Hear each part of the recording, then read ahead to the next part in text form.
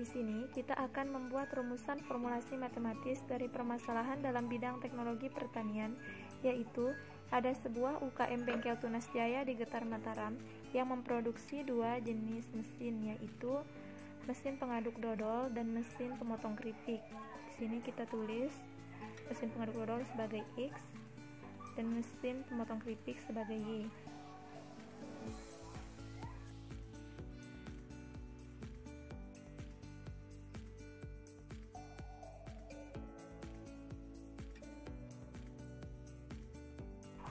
Nah, kemudian untuk memproduksi kedua jenis mesin memerlukan 3 tahapan. Tahapan pertama ditulis sebagai A untuk pengukuran dan pemotongan bahan baku, kemudian tahapan B, tahapan kedua untuk proses perakitan alat dan pengecatan, kemudian tahapan ketiga ditulis sebagai C untuk proses pengujian mesin. Untuk masing-masing mesin memerlukan waktu dalam setiap prosesnya. Untuk mesin pengaduk dodol memerlukan waktu 10 jam untuk pengukuran dan pemotongan. Kemudian untuk mesin pemotong keripik memerlukan waktu 2 jam untuk proses pengukuran dan pemotongan bahan. Kemudian untuk proses B, yaitu proses merakit dan mengecat, untuk mesin pengaduk dodol memerlukan waktu 3 jam, dan untuk mesin pemotong keripik memerlukan waktu 2 jam. Adapun untuk uji coba, kedua mesin memerlukan waktu sama-sama 2 jam. Sementara itu, UKM ini memiliki keterbatasan kapasitas produksi berupa waktu yang terbatas. Misalkan, untuk proses A, UKM ini hanya mengalokasikan waktu 300 jam per pekan. Dan untuk proses B hanya menyediakan waktu 120 jam per pekan. Dan untuk proses C hanya menyediakan waktu 100 jam per pekan. Nah, untuk setiap mesin pengaduk dodol dapat menghasilkan keuntungan sebesar 400.000. Jadi kita tulis X sama dengan 400, dan untuk mesin pemotong keripik menghasilkan keuntungan sebesar 100.000. Y sama dengan 100 atau 400X dan 100Y. Dari rumusan permasalahan di atas dapat kita buat model matematis berikut ini, yaitu fungsi tujuan.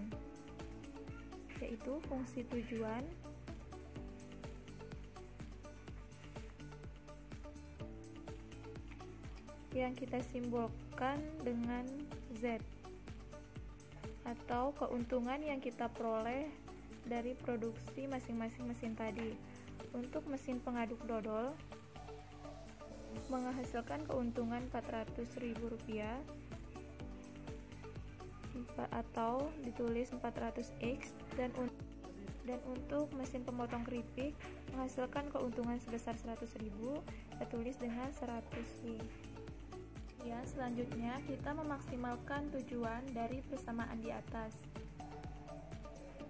Nah, untuk waktu yang terbatas bisa kita rumuskan sebagai fungsi kendala atau kendala waktu. Dalam kendala tadi ada 3 jenis proses yang bisa kita rumuskan. Yang pertama, kendala A,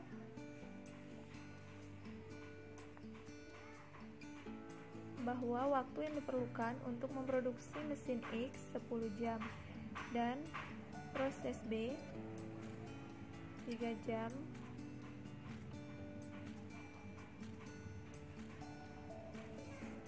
Selanjutnya kita memaksimalkan tujuan dari persamaan di atas. Kemudian waktu yang terbatas bisa kita rumuskan sebagai fungsi kendala atau kendala waktu.